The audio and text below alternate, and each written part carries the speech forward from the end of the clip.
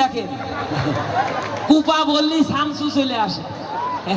হ্যাঁ, তাই একটু বলতে হয়, পাইতে চাইলাম বিউটি রে আমি, পাইতে চাইলাম বিউটি রে আমি, পড়লাম গেরা কলে বিউটি শামসুর দখলে আমায় কুপালে।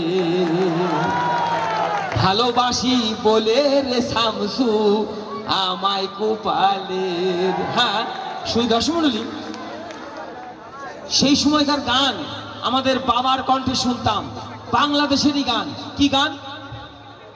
হ্যাঁ, লোকে বলে রাগ নাকি অনুরাগের আয়না, লোকে বলে রাগ নাকি অনুরাগের আয়না, যা বলে বলুক লোকে সন্দেহ ভরা চোখে, আমি তো কারো পানে চাই না, না চাই না, না চাই না, আমি তো মন্দ। হ্যাঁ, আবার আমার মায়ের কণ্ঠে কেমন গান শুনতাম?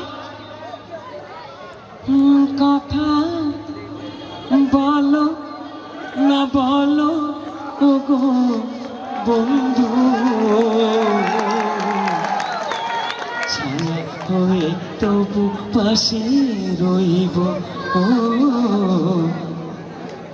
আর এখনকার গান দেখেন, সিনেমা হলের পর্দা যখন খোলে নায়িকাগুলো দাপাতি দাপাতি আসে আর অমনি কোচে কোচে লাথি মারে।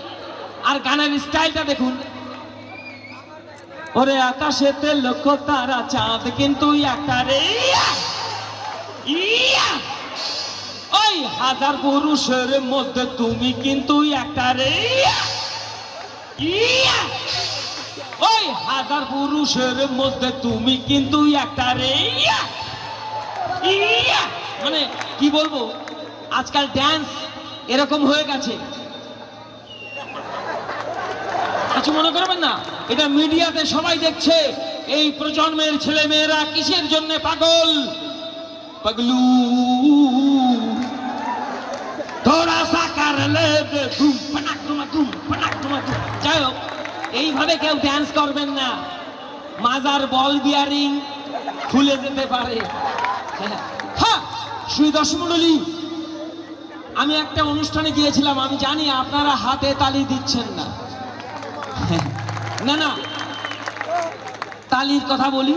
আমি একটা অনুষ্ঠানে গিয়েছিলাম, আমি সব জায়গায় বলি এই গল্পটা। সেখানে 3000 দর্শক।